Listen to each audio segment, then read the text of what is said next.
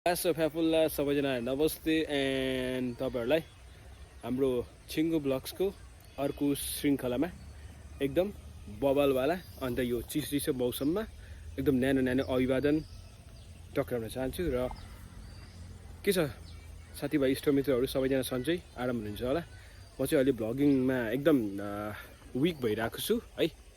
So अब चाहिँ bubble बनाउन गइरहेको छु। अन्त आज चाहिँ म तपाईँहरूलाई अलिकति एक्स्ट्रावाला है हामी आलु खेती गर्दैछौँ र आलु भनेको विश्वमा 1 नम्बरमा आउने सब्जी हो र यो चाहिँ एकदम मिलनसार तरकारी पनि हो है। यो सबैमा मिल्छ।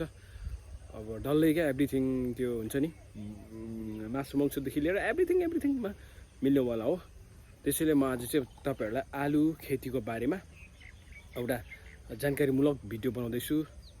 त्यसैले गर्दाखेरि अन्त तपाईहरुले अन्तिमसम्म हेरेर हाम्रो भिडियोलाई प्रतिक्रिया दिनु होला। कस्तो भयो के भयो है कमेन्ट बक्समा कमेन्ट गरिदिनु होला भन्दै अहिलेलाई भने म आलुको बारेमा 0 देखि A देखि Z सम्मको म भिडियो क्लिप गर्न गइरहेको छु। So enjoy the video. र तपाईहरुलाई थाहा छ आलु र छोरा मान्छे एउटै हो रे क्या। यता हाम्रो गृहले भनेको किन कसरी भन्दाखेरि आलु चाहिँ जेमा पनि मिल्छ। सो छोरा केटा मान्छे पनि जेसँग सुटेबल यदि फिट हुन्छ अरे क्या। यो चाहिँ फन्नी कुरा है, आलुको फन्नी कुरा। आलु कस्तो छ बगाल छ बिउ यो बस्तीभन्दा धेरै उम्रेछ नि। टुसा धेरैको आएछ जे होस् बगाल आएछ जे होस्। पाहाडमा त्यसलाई 2 टुक्रा बनाएर रोप्छौँ। हामी गर्नुपर्छ क्या हो पार्के सिस्टमले। त्यसैले धेरै जग्गा ढाक्छ नि त हैन। हामीले अस्ति रोपिसकेको त्यहाँ पलायो क्या हो एक दुईवटा उम्रेकै छैन। यहाँ हेर्नु त यो सबै हामीले अस्ति रोपिसकेको। यो हाम्रो फर्स्ट पहिलो चरणको रोपिसक्यो। अब दोस्रो चरणको हामी यहाँ रोप्नेछ। खोइ पहिलो चरणकोमा मुला त ठुल्ठुलो भएछ है। मुला हो मैले रोपेको। ल हेर्नुहोस् मुला रोपिदिएको छु, छरिदिएको छु क्या पुरै। मुला एक दुईवटा चाहिँ उम्रेछ। यहाँ चाहिँ मैले लाइनै रोपेको छु होइन आलुको लागि। यो गोबर मल रेडी भइसक्यो है साथीभाइ इष्टमित्रहरू। अन्त यो सेकेन्ड राउन्डमा हामीले गोबर मलमा चाहिँ जुन यो गोबर मल छ नि यो गोबर मलमा तपाईँको किरा लाग्ने चान्स एकदम धेरै हुन्छ। किरा लाग्ने सम्भावना 100मा लगभग 99% हुन्छ है। अनि तपाईँको आलु रोपिसके पछाडि यहाँनिर तपाईँको किरा लाग्यो भने गोबर मलमा किरा लागिसकेपछि आलु पनि खत्तम हुन्छ है। त्यसले गर्दाखेरि चाहिँ यसलाई अब किरालाई कसरी कन्ट्रोल गर्ने, कसरी किरालाई चाहिँ निर्मूल पार्ने भन्ने कुरा आउँछ होइन। कसरी किरा लाग्न नदिने त यो कम्पोस्ट मलमा गोबर मलमा है। त्यसले गर्दाखेरि म अब तपाईँहरूलाई यो एउटा पाउडर छ रिफेन भन्ने पाउडर ल देख्नुहोस्। यो चाहिँ अब हामी यो 2 प्याकेट मैले चाहिँ जुन यो पाउडर र माराथिन भनेर सबै चिन्छ बुढापाकाहरूले चाहिँ यसलाई चाहिँ म गोबर मलमा मिक्स गर्दैछु। यानि कि यो लगाइसकेपछि चाहिँ गोबर मललाई यो मिसाइसकेपछि चाहिँ किरा लाग्ने सम्भावना लगभग 0% नै हुन्छ है। त्यसले गर्दाखेरि चाहिँ अन्त अब म यो कम्पोस्ट मलमा गोबर मलमा चाहिँ यो रिफेन भन्ने पाउडर चाहिँ मिक्स गर्दैछु है। यो अनिवार्य मिक्स गर्नु होला। मिक्स नगरिकन पनि चुस्टो राख्न सक्नुहुन्छ तर राखेर चाहिँ त्यति प्रभावकारी हुँदैन। त्यो धेरै किरालाई चाहिँ प्रभावकारी यो लगाइसकेपछि यसको पुरा गन्ध आउँछ नि त हो। अन्त डल्लै गन्ध आइसकेपछि गन्ध भइसकेपछि चाहिँ किरा पर्ने chance 0। Okay this is that है। म धेरै बोलिसकेँ रिसाइसक्यो हाम्रो क्यामेराम्यानहरू। सो यसलाई म खोल्दैछु। खोल्नुको लागि चाहिँ म यो प्रयोग गर्दैछु। एकदम गन्ध आउँछ। यो मैले मास्क लाउनु चाहिँ पर्ने हो तर मास्क लाएन। एकदम गन्ध आउँछ धेरै। असर पनि गर्छ यसले खासमा चाहिँ। मास्क त अनिवार्य थियो तर मैले लगाएँ बोल्दिनँ धेरै।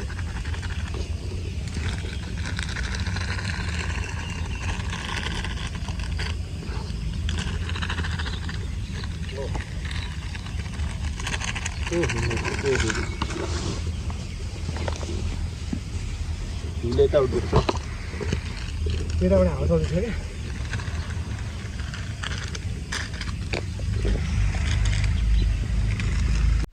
र अहिले चाहिँ म यो मालाथिन पाउडर यानि कि रिफाइन पाउडरलाई चाहिँ मिक्स गरिरहेको छु। पुरा एकचोटि कम्पोस्ट मलमा मिक्स गर्नुपर्छ है त।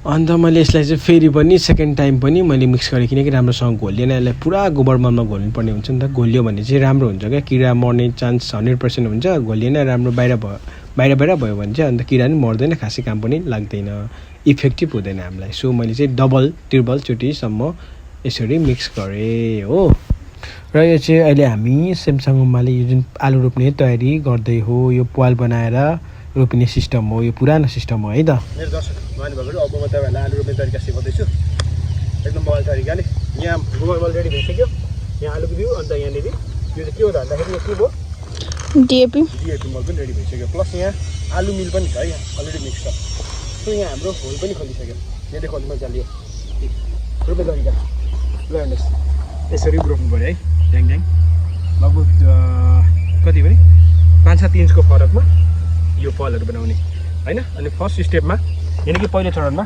यानि कि 6 पञ्चे नन् ओरी नन् यगी यो मल यहाँ यति राख्ने यसरी है यसरी राख्ने ओके यसरी अन्त हामी यसरी राख्दै जान्छौँ यसो गर्छौँ फेरि सर्ट पनि चित्तेको देखेँ यसो गर्छौँ है राख्दै जान्छौँ यसरी राख्दै जाने है ओके पहिलो स्टेपमा फेरि राख्दै जान्छौँ हामी राख्दै जान्छौँ त्यसो गरिदिने ओके गोबर मल फिनिस सेकेन्ड जस्तो चरणमा भनेको हामी डिएपी राख्दैछौँ है डिएपी पनि रेडी छ हाम्रो डिएपी प्लस आलु मिल अलरेडी मिक्स गरिसकेको छ सो हामी यसमा 1 चिम्टी मात्रै राख्ने यसरी ट्याग यो पनि हाफ मात्रै त्यो ट्याग कप ट्याग है यसरी राखी भइसकेपछि यो सेकेन्ड स्टेप हो ओके यो पनि भ्याइयो है अब लास्ट भनेको तपाईँको फाइनल भनेको यो के हो भन्दाखेरि संसारको एक यस्तो चिज हो जुन जेमा पनि मिल्छ के हो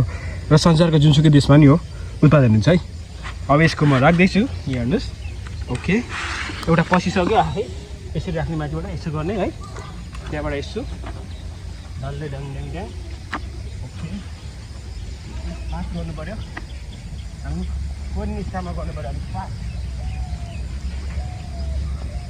ओके है थर्ड स्टेप भनेको हातमा आयो कोदाली है म गर्छु ल यसको लागि अझै यो कसरी पुग्ने यो के गर्ने भन्ने विषयमा चाहिँ हाम्रो जियाना म्यामले सिकाउँदै हुन्छ सो इन्जोय द भिडियो र यो आलु कसरी पुर्ने भन्ने बारेमा चाहिँ मिस जियानाले सिकाउँदै हुन्छ तपाईँहरूलाई के गर्नु पऱ्यो मिस म्याम सुरुमा म्याम ठ्याक्कै जुन अघि पालमा जहाँ छ आलु त्यो पालको साथै अगाडि एउटा फेरि पाल बनाउने हो त्यसरी पुर्ने कस्तो इजी क्या त्यो पालको माटो पाल पनि बन्यो र आलु पनि पुर्यो ओके फर्स्ट स्टेप हुँदैछ ओके ल ठिक छ केही छैन म हटाउँछु तरिका यही है त यसरी गर्ने ठ्याक्कसँग अगाडि पाल बनाउने त्यो पालको माटोले अर्को आलुलाई पुर्ने ओके ल ठिक छ हस् धन्यवाद मिस जियानालाई सिकाउनु भएकोमा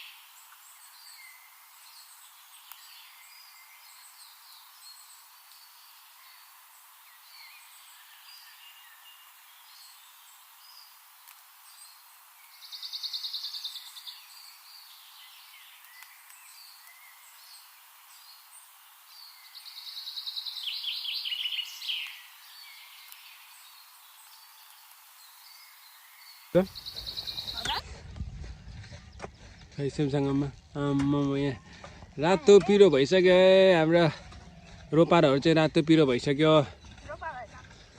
साउनियामै रातो पिरो भइसक्यो यहाँनिर लास्ट चाहिँ गाह्रो भइसक्यो घाम चर्केको छ अहिले मध्याह भनौँ न ठ्याक्कै 11 बज्नु लागिसकेको छ त्यही त्यही पनि हामी रेगुलर काम गरिरहेको छु हामी एकदम हेल्छिमिरा गइसक्यो साजाङ निम भन्नुपर्ने अवस्था छ यहाँनिर आइगो कुन्दे मानि थयो नाल्चिका मानि थनिका कुरे त उरी थुम्याङ हेल्छिमिरा गइसक्यो साजाङ निम भनेर भनिन्थ्यो ओके ओ माई गॉड रातो बिरो भइसक्यो ओके हामी फाइनली हामीले सक्यो रोपेर भ्यायो है यति भ्याइसक्यो यत्रो रोपेको अहिले हामीले है त्यो सबै डल्लै रोपिसक्यो अन्त लास्ट चाहिँ भोक पनि लागिसक्यो हो छिङ्गुलाई चाहिँ छिङ्गु लास्ट हङ्ग्री भइसक्यो